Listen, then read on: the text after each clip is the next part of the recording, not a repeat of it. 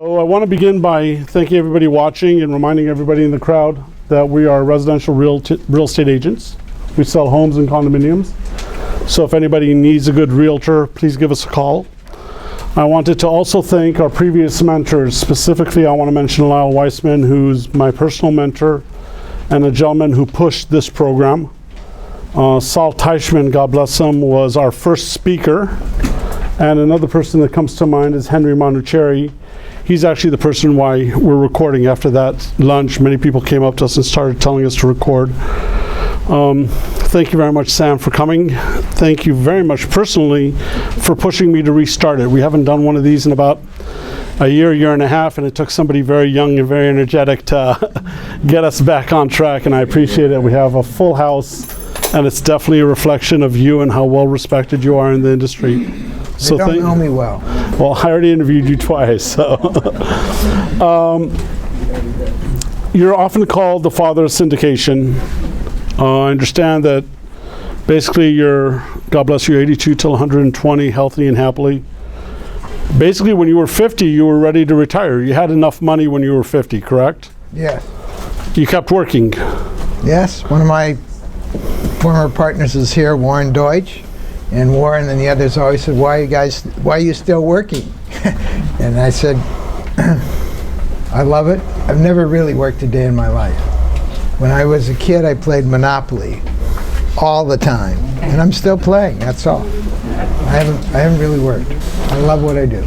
2 of your buildings give you $2 million net income every year without you doing anything. That's an overstatement. They give me $1 million each. $1 million each. God knows what you're worth, but it's very substantial and very respectful. You were just at the ICSC in Vegas, correct? Yes. You walk the floor, or you just kind of kick back and let people come say hello to you? No, I walk the floor. I never have them come to me. I walk the floor because that's where I see the new things, meet new people, and run into a lot of my old friends. You still carry business cards when you walk the floor? You have a rule, Sam. Friends who retire die early. And you still really believe that? I do. So in 10 years, 92 years old, in 20 years, 102 years old, if I come and interview you, you'll still be going into the office? I'll be here. Bless you. I had my annual exam on Monday, and the doctor guaranteed to me, he won't be here, but I'll be here. In fact, you just spent $16,000 on something. Do you mind sharing? Oh, I lost about 20 pounds in the last 12 months, and I had to get rid of all my suits, sport coats, ties. It was a very expensive experience, but it was worth it. I do feel a lot better, and I would recommend anybody in the audience who's overweight to lose weight. I didn't believe the change it made in me. It took 20 years off my life, probably. Good. Our program's called Platinum Mentorship because I really believe in mentorship. When we interviewed you in the pre-interview, you're the first one we actually pre-interviewed. I was very intimidated. It turned out that there's a lot of really good mentors in your life. So if we can just kind of go quickly, your high school teacher taught you? Okay, my high school teacher, she had given a very tough assignment to the class, and I did the assignment, and according to everybody, we had to make a presentation in class, and everyone agreed, including myself, that I was the best.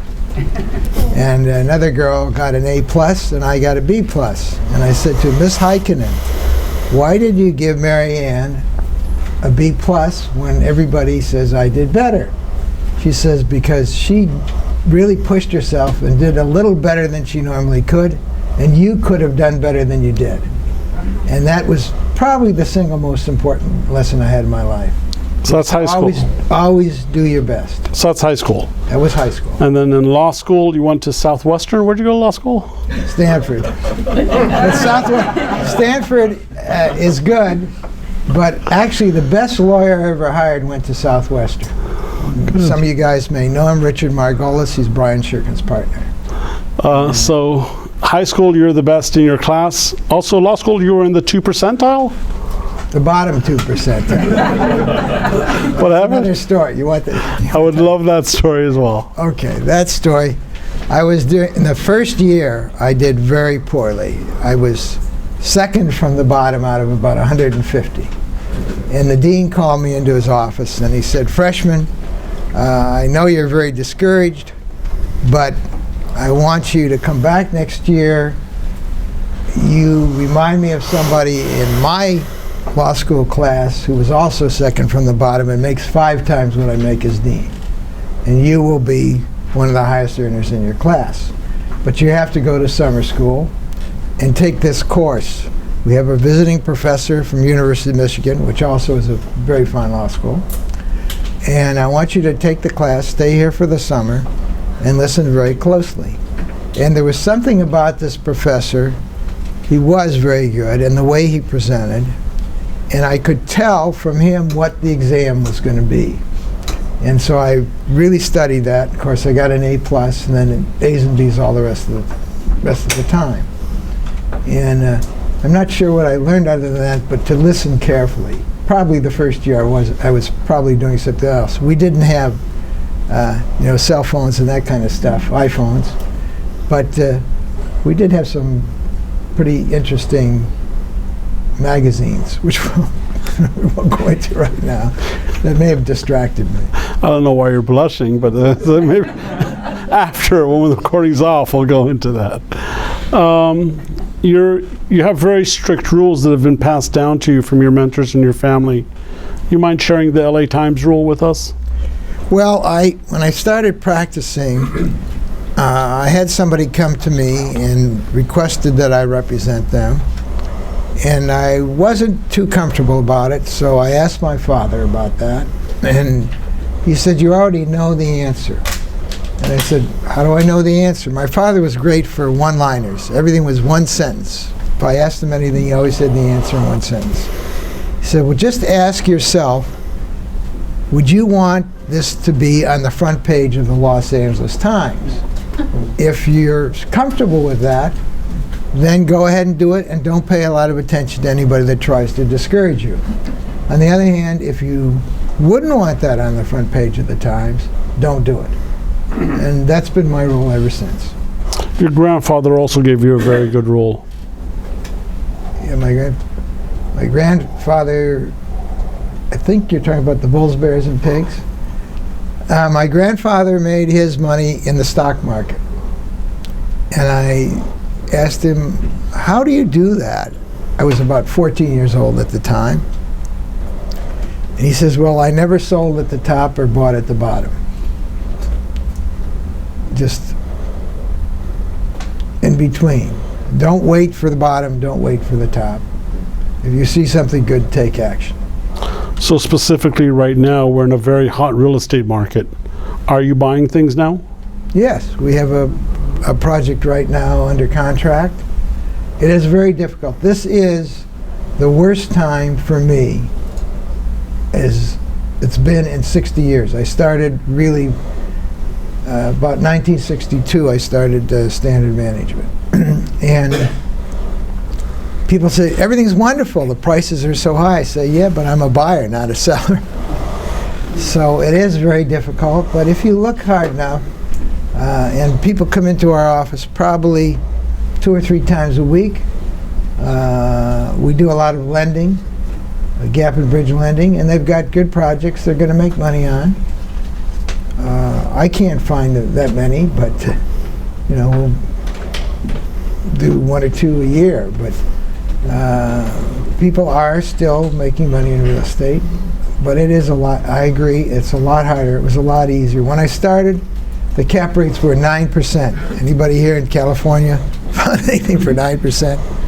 Or so they were 9, and you could borrow at 6, which was tremendous leverage. That meant you were making probably 15% on your cash. Today, if we're lucky, we can buy at 5, and we're borrowing at 4, so the constant's 5. We're just breaking even at the moment. But you're probably going to ask the next question, so I'll anticipate that. We get investors who come in and say, or potential investors, what's going to happen to this property in 3 years? And I explained to them, if you're concerned about 3 years, you shouldn't invest with me. Because in 3 years, it's most likely the property will be worth something less than we're paying for it right now. On the other hand, if you stick with me for 10, you'll double your money. Recessions come fairly frequently now, and I'm expecting a recession within the next 3 years. But if I find something that makes sense, and I think it has long-term potential, we're still buying. I think people who don't have a vast real estate portfolio don't quite understand the amount of effort it takes for you to buy a piece of property. I actually met your team who does. So you see, for every property you buy, you see how many properties? Hundreds. Literally hundreds. It's always been that process, but not as bad. When I started out, maybe we looked at 25 or 30. And today we probably have to look at 200 setups, and we're lucky if we find one. But there's still one out there. It's always been a needle in the haystack business. It's just that there's a lot less needles and a lot more haystacks. And to find those 200 deals, you're talking to how many people? Well, we talk to a lot of people all the time, and I think that has to do with what you call prospecting. And I have a number of things. One is I always carry plenty of business cards, and I'd suggest don't go anywhere without your business cards. And I do a reasonable amount of speaking, maybe this sort of thing 4 or 5 times a year.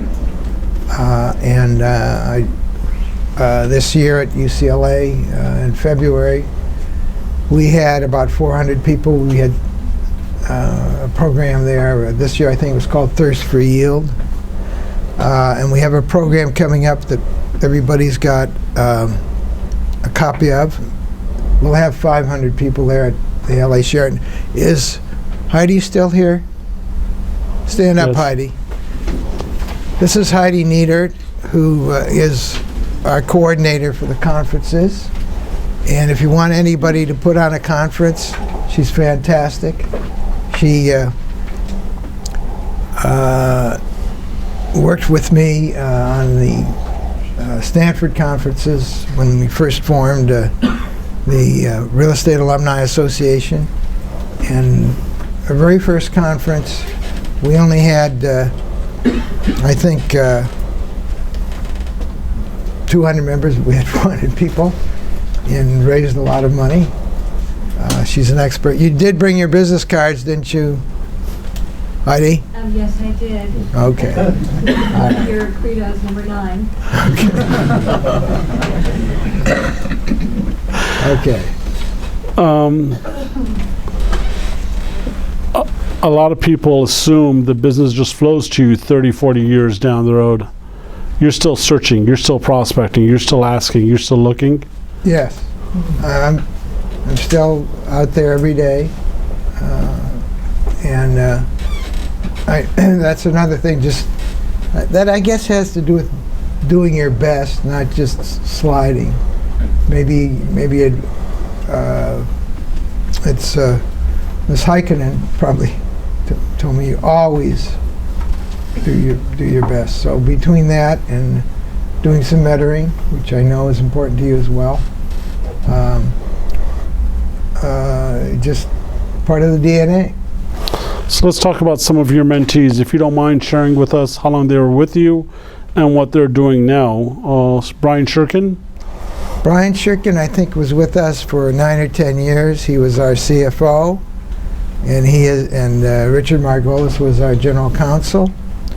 And I kicked them out of the office because I felt if they were ever going to really make big money, they had to get out there on their own and do it. And they've done very, very well. I don't know. How many people here know Brian or Richard? Oh, just 2 of you? Well, very active. Brian was, I know that a lot of you are landsmen, and Brian was chairman of the real estate cabinet for the Federation for a number of years. And they're, let's say they're doing just very well. Scott Wallace. Scott Wallace and I were in the theater exhibition business. It's Wallace Theaters or Hollywood Theaters. He just sold out to Regal for about $150 million. And we started the business together. He made most of that money, but I did all right. And he came to me after he'd left AMC and wanted to go out on his own, and we did that. He was with me for about 10 years. And he said, and you'll notice in the thing we passed out for the conference on October 6th, that everybody is in the real estate business. No matter what business they're in the real estate business. And the first thing he said after we did our first lease together, he says, "You taught me I'm not in the theater business, I'm in the real estate business." Because the lease determined whether or not we made a profit. I think he's a great example of not only just working with you and learning from you. When he went on his own, you invested with him as well. Yes. Do you mind sharing the numbers That I invested? and got? Well, don't expect this again, any of you that are thinking of investing. I put in $600,000, I got back $8 million. Jan Brisky? Jan Brisky was with me for about 7 years as acquisitions director eventually. He was started out as an underwriter like Michael and Nelson, and I think he left me about 2 years ago, started out financing fix and flippers. I think he's raised about $60 million so far, doing very well. One of the rules you have about real estate holdings is delaying gratification. Right. Also about building wealth. Right. Do you mind expanding on that? Well, I've only made 2 mistakes in my life. I didn't buy enough, and I sold too soon. Otherwise, everything's been wonderful. And I would buy a building for $1 million, and with, say, $300,000-$400,000 down, and sell it for maybe $2 million within 3 or 4 years, and think I was doing real well. Some of you know those buildings. One of them is the clock tower on the Santa Monica Mall, where the Trilusa restaurant is. Anybody read the Los Angeles Times? There was a full-page article on the sale of that building about 4 months ago. The building itself sold for $36 million. I sold it for maybe something under $2 million. And I can take you around Los Angeles and show you a number of those. I started out with 1920s office buildings. We used to buy them for $10 a square foot. That wasn't the rent, that was what we paid for the buildings. And the ground floor was rented, and carried it, gave us our 9% for those days, the 60s and 70s. And if I could rent anything upstairs, it was all profit, because the buildings were mostly empty up on the upper floors. And Spring Arcade building, I don't know if anyone's familiar with that downtown. It was the largest office building downtown at the time. And the Banco Popular downtown. And the old Bank of America building, which is now where L. Ron Hubbard's headquarters is on Ivar and Hollywood.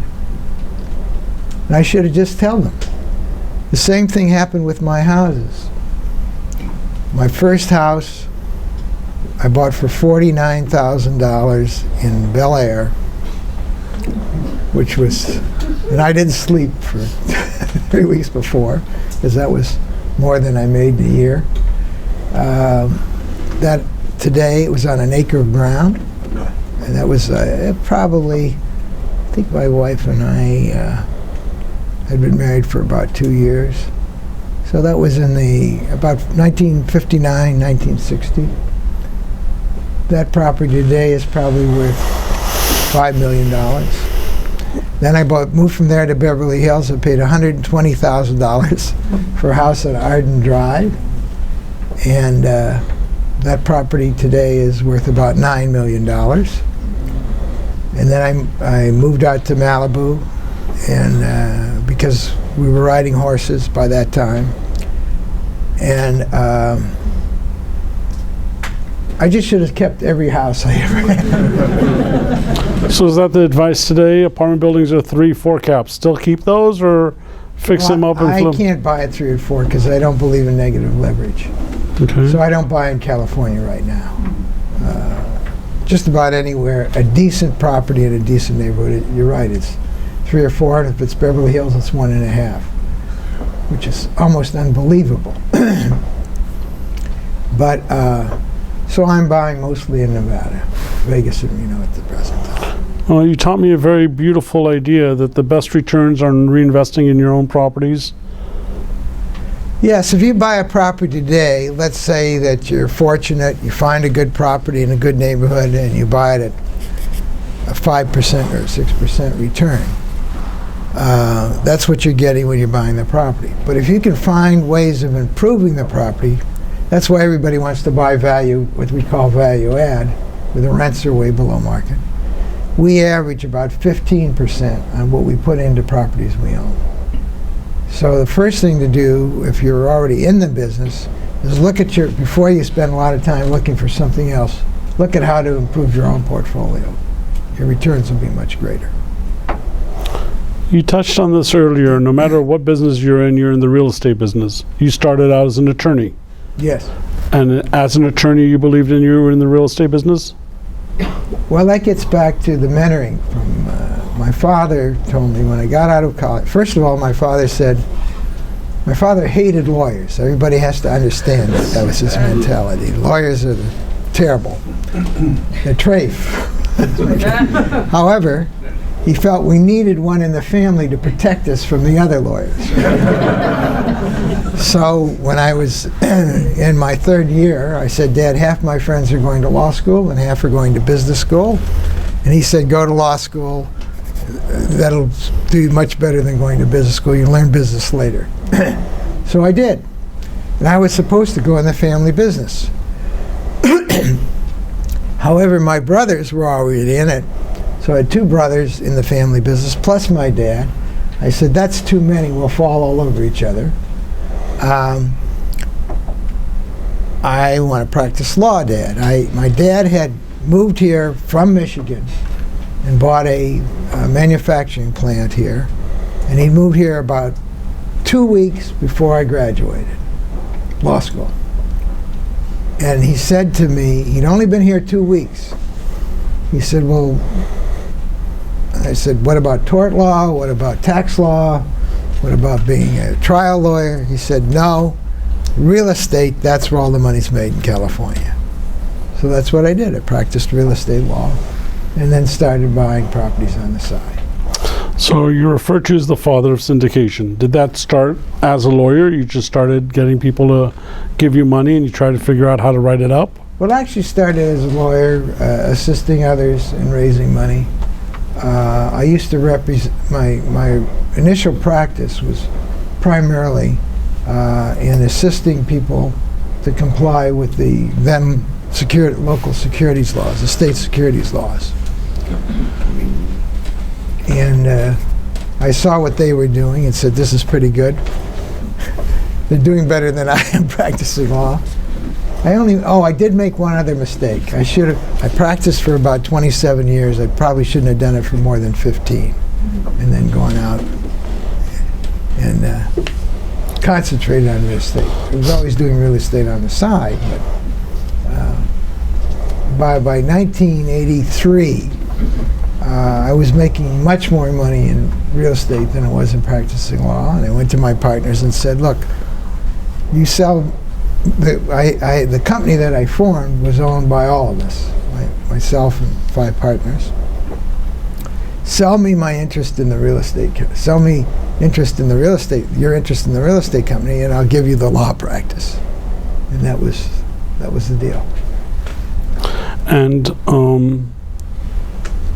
you wrote a couple of books. With Syndication, you've got a great book, 50,000 copies read.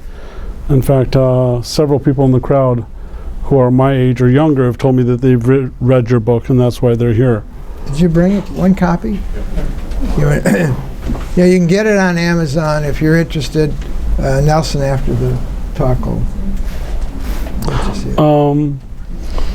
What's the key to good syndication? The key to a good syndication? Well, the first thing is you have to know what your specialty is. Right now, I've done just about every different property type there is, office buildings, shopping centers, but right now I would say the greatest opportunities are in apartments. That's why we're focusing on apartments. The only constant is change. And so when I start out, it was great to buy these old office buildings. That seemed to be where the great opportunity was. And then I did shopping centers for a while. And I did some industrial. So know what it is, know what your market is, what your ability is to raise money. The first thing that investors are going to ask you if you're going to be a syndicator, as opposed to just being in real estate, is how much of your own money are you going to put into it? So I would suggest to all of you, regardless of your age, start saving your money. I wrote 2 books about that, The Smartest Way to Save and The Smartest Way to Save More. They're also available on Amazon. And you have to have some stake, because everything else is secondary. If the investors are smart people, and they're the ones with the money, you've got to show them that you're putting, and it doesn't matter how much it is, it just has to be meaningful for you. If you're starting out, it might be you need to start out with 4-unit buildings for maybe a couple $100,000, because you can't put in maybe more than $20,000 or $30,000. If you have a larger stake, then you can go for larger buildings. But I would say the single most important thing from the standpoint of money raising, the other thing is, don't focus on raising money. Focus on finding a good deal. Because I've seen so many young people come to me and say, you know, I've got all this money that my relatives will give me, or I want to do a fund and spend a lot of money on legal fees and stuff like that. I don't think I've ever done a public syndication. It's all been private offerings. Because the money should go into the property, not into the raising of the money. So I would say find a good deal. If you find a good deal and if you could tie it up, don't come to me with just an idea. You have to have a contract. But if you have a contract and you bought it below market or with great potential, you know, everybody wants to buy the worst building in the best neighborhood. So if you find the worst building in the best neighborhood, and you can buy it based on its worst building price, and figure out how you're going to get it to be the best building in the neighborhood, that's where the money can be made there. I want to switch a little bit from business to personal life. You have a very successful and happy marriage. In today's society, that's a big challenge for many. What would you suggest the secret of your good marriage is? My wife isn't here, is she? To be honest, I would say patience. Patience is the greatest thing. A lot of you are married, and I think you can identify with that. I'm a believer, and although romance is great, and I love my wife, and she's a beautiful woman, but nobody is perfect, including me. If anybody can put up with me, I can probably put up with anybody else. But there are times when you get frustrated about something, I haven't had too many of those, but being 57 years, I'd have to say there were times when I was frustrated about something my wife may have done, and she, with good reason, has, I'm sure, been frustrated with me. But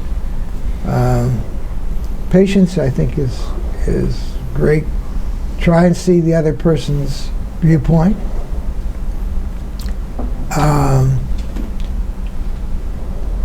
I don't know if there's young people here now in the audience. I would say have as many children as you can, because later in life, I don't want to make some people feel uncomfortable. If you haven't raised a family, you're going to miss the most important part of life. And I have one brother that got married very late in life and has no children. And he's not a happy person. My other brother and I both have, I had 4 children, and he, including his stepchildren, maybe has 6. We're a lot more, and I think the only difference, we came from the same family. The only difference is we have that experience of raising. Nobody ever dies and goes to heaven saying, I wish I spent more time at the office. And I admire your way you run your life as well. I've asked this question of you 3 times, and 3 times I got similar answers, which I think is a testament to your great marriage. Over and above what you said, which I believe you really believe, and I also believe is a way to keep a marriage well, you also spend a lot of time with your wife investing in the marriage, don't you? Yes, I do now. I'll be honest with you, when I was starting out practicing, I would be in the office till 11 and 12 o'clock at night sometimes. That's almost never. And I started 40 years ago taking off a day in the middle of the week on Wednesdays. We used to go horseback riding when we were younger, and the doctor would let us. Now he says, I can't put you back together when you fall off. But every Wednesday we play bridge together at the bridge club, and I make sure I'm home at a reasonable time, 6:30 every night. I don't normally stay beyond that. When I was younger, though, what family time I did was spent more with the children. We would take 2 weeks off in the summertime, no matter how busy I was. And in later years, we'd take off a little longer time, go on a trip somewhere. And no matter how much time, I could say I spent a reasonable length of time, maybe a little more than the average, but I wish I had spent a lot more time with the family when I was younger. But you tend to get distracted with your business and so on. I did find when I was practicing that I always practiced in partnerships, not by myself, because that Wednesday was very important. My first clients were doctors, and if they could take off Wednesday, I was going to take off Wednesday. I think if you want to have a happy family life and have successful children, you do as much as you can. And no matter what it is, you'll be sorry you didn't do more later. I think a misconception out there is that you can just work a little bit and make a lot of money. Is that kind of your feeling, or? I would say everybody that I know that made a lot of money worked very hard. I don't know anyone. I guess if you're a movie star or something like that, or a gambler, or I don't know. All the people I know that are extremely successful worked very hard on what they do, but they didn't work. They're all like me. You should work at something. If you want to really be very successful at it, you have to like what you're doing. And most of you have heard this 100 times, so this is not with me. I think any mentor tells you that. You've got to spend as much time as you can doing the things that you enjoy, and hopefully there'll be things that lead to making money. Not everything, but I also believe in a balanced life, but certainly your work should be something you enjoy. There's another thing that most people, I think, don't understand about real estate and building a empire, building a net worth that's high, is that it's not straight up. Were you straight up? Were you 2 million, then 5 million, then on, or? I was almost wiped out about 20 years ago. So this is after? In a recession, because I had basically over-leveraged. So I think, again, I don't know if I've said this yet, but people come and say, how did you accomplish what you've accomplished? And I said, I've made every mistake you can possibly make. Every single mistake that you can make in real estate. But I've only done it once. And I've lived a long time. So in my early days, I would leverage quite heavily. Now, the maximum loan we take on a new project is 60 or 65%. We don't go any higher. And we want to be able to have rent go down 20 to 30% and still pay the mortgage. I've had friends that were worth literally hundreds of millions of dollars at one point, and then they're broke the next time, the next recession. And then they start over and they get up there, but they haven't learned. They keep because when you over leverage, you lose everything. If you own a property where you have a low debt expense, and you could suffer a 30 or 40% reduction in rent, eventually the property comes back. I've been through five or six recessions, and after every recession, without exception, the price of the properties and the value of the properties is worth substantially more than it was before the recession started. But you have to get through that period. That's part of the business. It's not straight up. I don't know if that. You've also developed another rule, I think, with your partners. You don't get involved with anybody, or you don't do syndication unless you can afford to buy the person out, or something like that. Yeah, that's in the book, I think. Is that a new rule, or has that been forever? No, that's been forever. That sort of determines the size of the deals that I can do. Except that, I got to be honest, there was one exception. I don't know if any of you have policies with them, but Northwestern Mutual Life is one of the 5 major life insurance companies in the world. And I was partners with them many times. Fortunately, all successfully, because I could have never bought them out.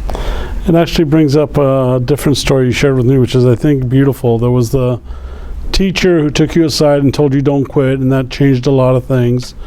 There was also a chance occurrence. When you were going down, you were in litigation. Somebody said something.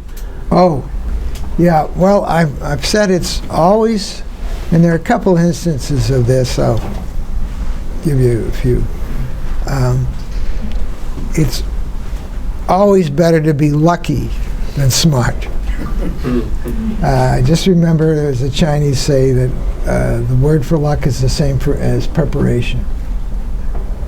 I was in a difficult situation where I owed a substantial amount of money to a different life insurance company, and I was on a plane, and I sat down next to a guy, and we got to talking, and for some reason, I don't know, maybe he was a lawyer or something, and I said I was in this terrible lawsuit where they were about to sue me on a guarantee which would have basically wiped me out. And he says, well, it's interesting you say that. I'll give you some inside information. And he says, he told me they had lied in front of an administrative hearing in their home state on a transaction which was related to the transaction I was involved in. Well, they ended up paying me instead of me paying them. I recently bought a property, the last property I bought. And again, I have to remind everybody, this doesn't happen very often. I mean, I bought maybe 100 properties, and maybe this has happened only twice. I bought this property in Reno, Nevada, in last August. There was an apartment building. We paid $93,000 a unit for 250 units, something like that. And I had thought that Tesla was going to Texas. Most of you have been reading about Tesla in the paper. If you'd asked me to bet, I would have bet they were going to Texas. I just bought this property because it was a good property, and I thought over 10, 15 years we'll make some good money on it. About 4 weeks after we bought the property, Tesla makes their announcement. And the property across the street, instead of selling for which was similar to mine, instead of selling for $93,000, sold for $120,000. So we made, say, $5 million in value. We could sell that property today for $5 million more. So a few maybe in the audience, if you want your money back, we're happy to give it to you. But it was luck. It was not, people would call me up and say, you're a genius. You know? I said, no, it's pure luck. But you have to realize those things don't come every day. It's more like the 10-year period and the patience. You invest in your family. You talk to your kids, you talk to your grandkids. Yes. How often? How do you do it? Well, I talk to my kids and my grandkids. They're all here. We probably bribe them a little bit to make sure they all ended up in Los Angeles. It gets expensive sometimes at today's home price. But all 4 of my daughters are in Los Angeles, within an hour of where we live. And all 7 of my grandchildren. I have 2 that have graduated college and are now working. And 2 more will be, I have 7 grandchildren and 4 children. I wish we could have had more, but we started to have some problems after the 4th child, and I didn't want my wife to continue to have to go through that, so we stopped. My original plan was to have 6 children. Biggest secret of making money? Biggest secret of making money. Patience, again. Not selling. Be careful, be very careful buying, and the only time we normally sell is if we see that the trend starts to go in the other direction. The neighborhood starts to deteriorate or something like that. So I probably, that's happened 3 or 4 times. Wonderful. I thank you very much for taking the time and sharing of your time and knowledge with us.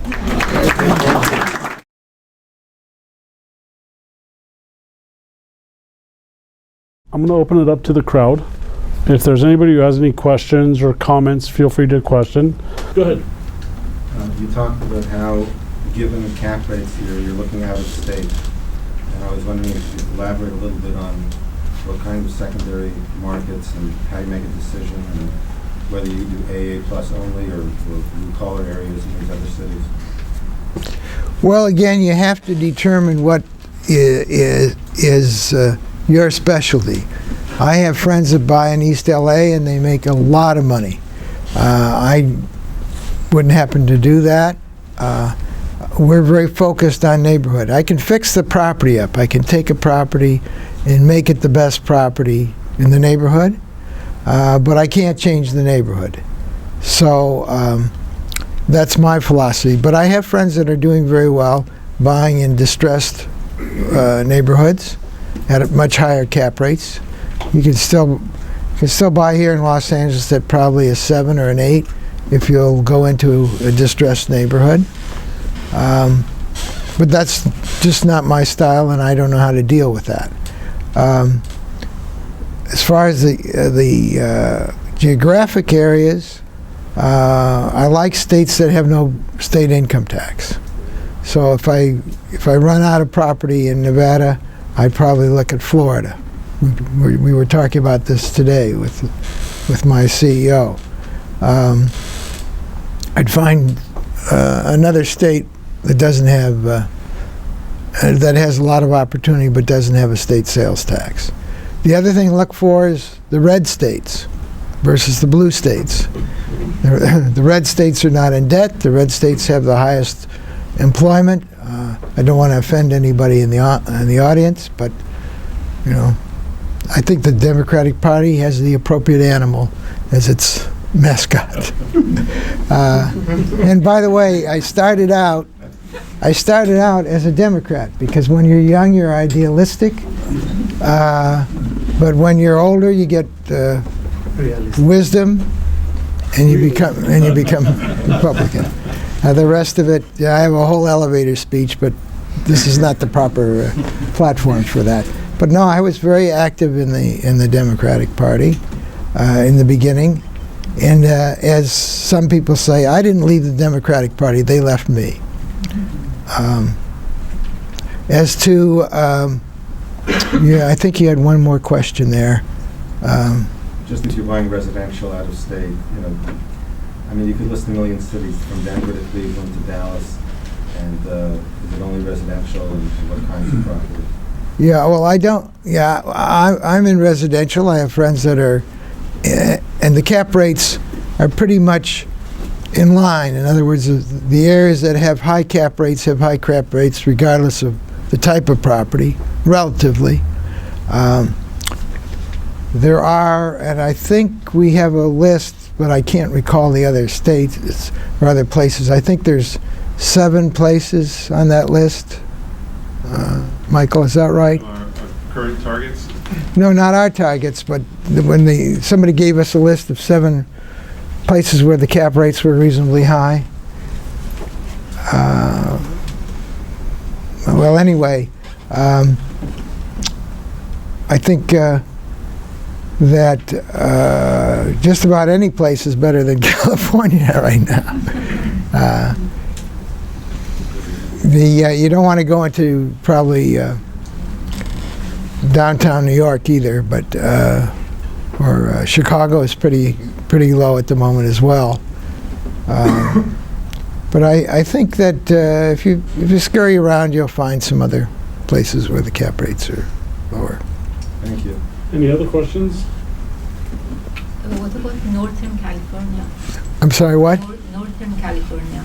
Northern California is worse than Southern California. And Palo Alto is like Beverly Hills, probably worse than Beverly Hills, or the peninsula. It's called the peninsula, down from South San Francisco all the way to San Jose. It's probably the lowest cap rates in general, if you exclude Beverly Hills or La Jolla. Okay. We're just going to do 2 more questions and then go ahead. What advice do you have for someone who's got a fair amount of equity in just a very middle-class home in the West San Fernando Valley and who has not invested in real estate before? I mean, especially talking about timing now and pulling money out of a safe investment, which is your home. Well, I don't know if I would pull money out of my home. I'd get a second job or something. Or inherit. Or, well, or marry rich, or whatever you want to do. Whatever you want to do. So I think we'd have to talk a little bit about where the money was coming from. You can put together a little bit of money without, I think, borrowing on your home, and talk to friends. Get the red book. It'll tell you how to do the whole thing. It's called Principles of Real Estate Syndication. And get together with 10 other people, buy a house and rent it. Look for a house in your neighborhood that's a little run down, and that you think you could fix up. Paint does wonders, and you could paint it yourself. I'm assuming we're dealing with somebody that has a limited amount of capital. Sure. So then you have to use sweat equity. We've all heard of sweat equity, and start out doing that and buy small projects. It's the sweat equity, and where you can raise some money with your friends and relatives, and then go from there.